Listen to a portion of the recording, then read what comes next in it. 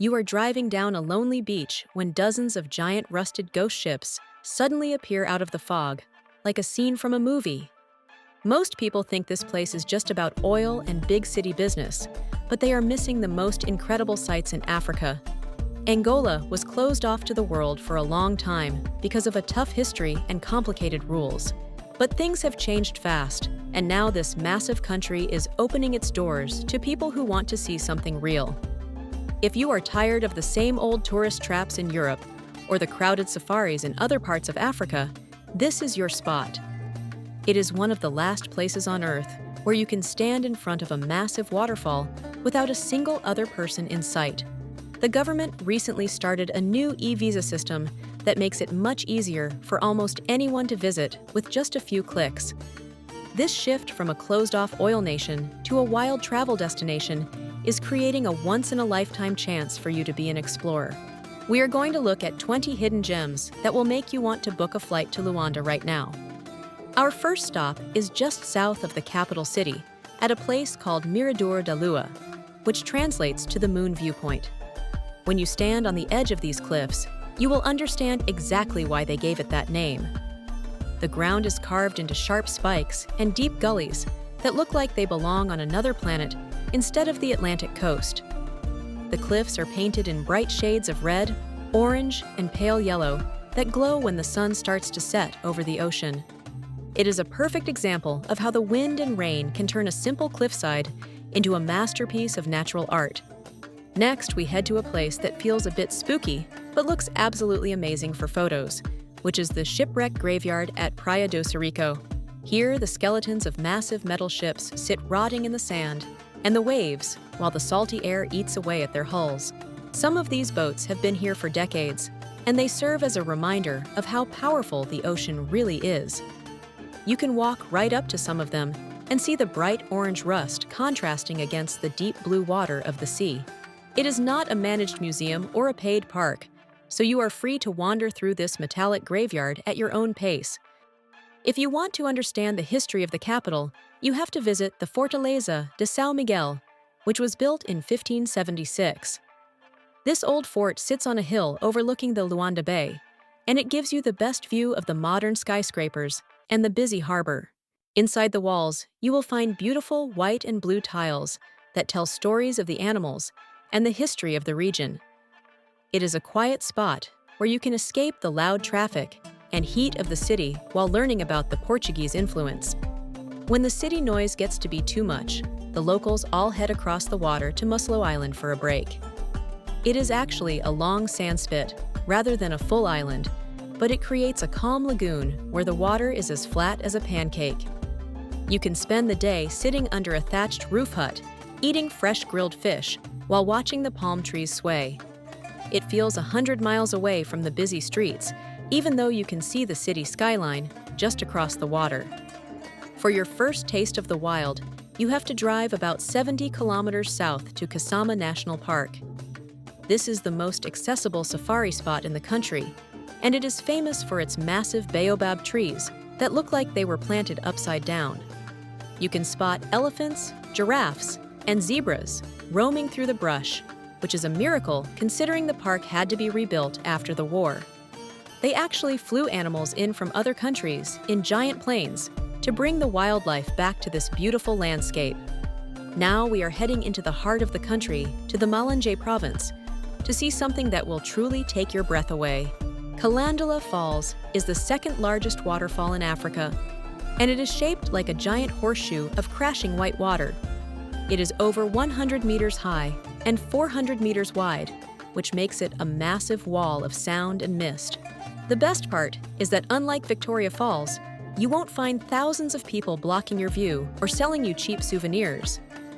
You can hike down to the bottom of the falls with a local guide to feel the spray on your face and hear the roar of the Lucala River. It is a raw and powerful experience that makes you feel very small in the best way possible. Not far from the falls, you will find the Pedras Negras, which are also known as the Black Stones of Pungo Andongo. These are giant ancient rock formations that rise up out of the green plains like massive frozen bubbles of dark stone. The area is full of legends about Queen Nzinga, who was a powerful leader who fought against colonial rule hundreds of years ago. You can see a footprint carved into the rock that locals say belongs to the queen herself from when she hid here. Walking among these stones feels like walking through a giant natural cathedral where the walls are made of smooth, dark granite. The Kwanza River is the next stop, and it is so important to the country that they named their money after it. The rapids here are fast and exciting, which makes it a great spot for people who love adventure and high-energy water. It is also a world-class spot for fishing if you want to try and catch a massive giant African tigerfish. The riverbanks are thick with green trees and birds, which shows you how lush and fertile the interior of Angola really is. While you are in this region, you should try to visit Kalandula National Park to see a very special animal. This park is the home of the giant sable antelope, which has incredible long curved horns that can grow to be over 5 feet long. People thought this animal was extinct for a long time, until cameras caught them hiding in the forest a few years ago. It is the national symbol of the country, and seeing one in the wild is like finding a living treasure. Moving toward the coast, we reach the cities of Benguela and Lobito, which have a very different feel than the capital. The Benguela Railway is a piece of history that was built to connect the Atlantic Ocean to the copper mines deep in the Congo. It was one of the biggest engineering projects in the world at the time, and you can still see the old steam engines in some places. Today, the train still runs, and taking a ride on it is a slow and beautiful way to see the changing landscape of the country. If you just want to swim in the best water possible, you need to go to Baía Azul, which means Blue Bay. The water here is a stunning shade of cobalt blue, and the sand is clean and white like a postcard from paradise. It is widely considered the most beautiful beach in the country, and it is the perfect place to relax after a long road trip.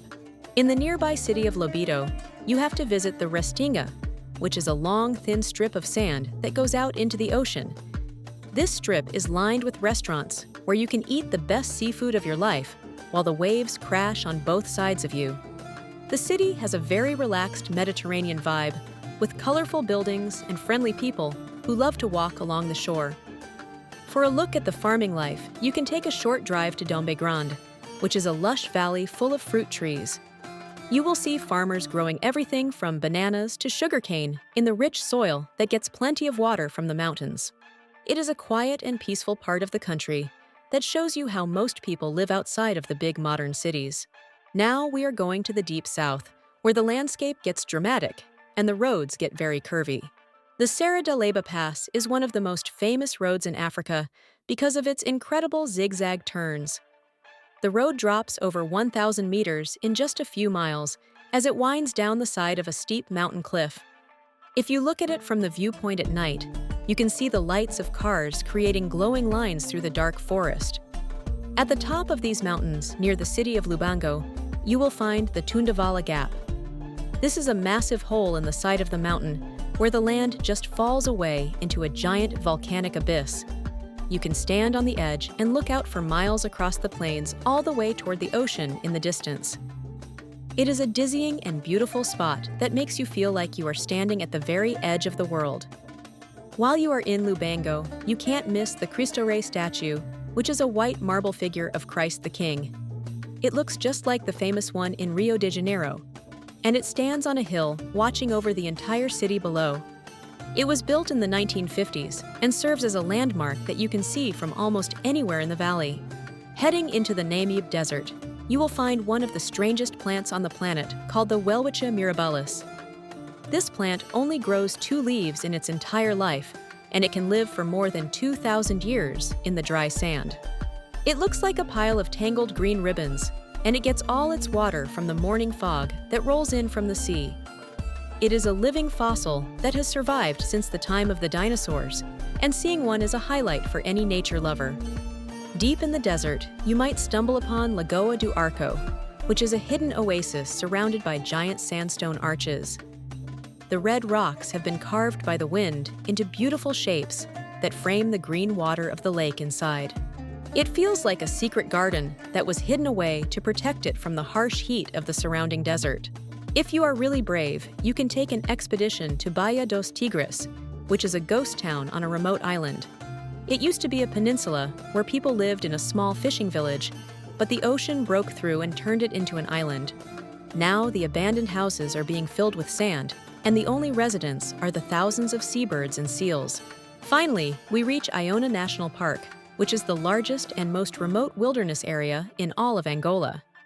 This is where the massive orange sand dunes of the desert run right into the cold blue water of the Atlantic Ocean.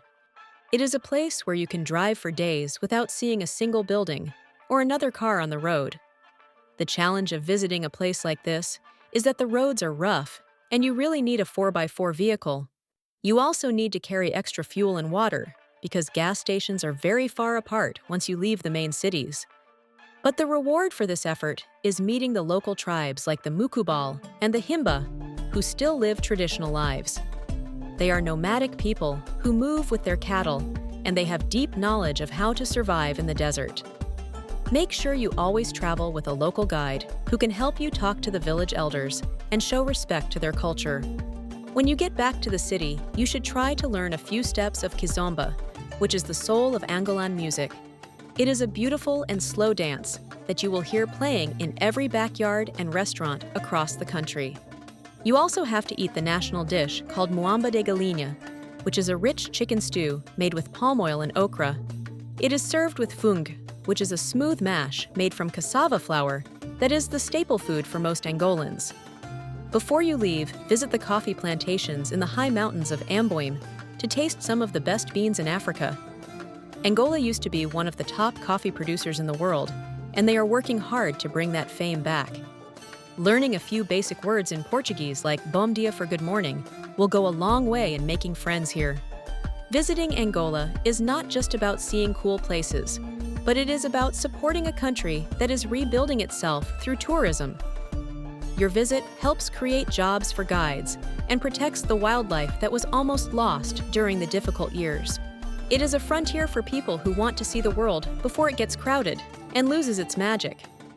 If you want to see a side of Africa that most people will never even know exists, then you need to get here soon.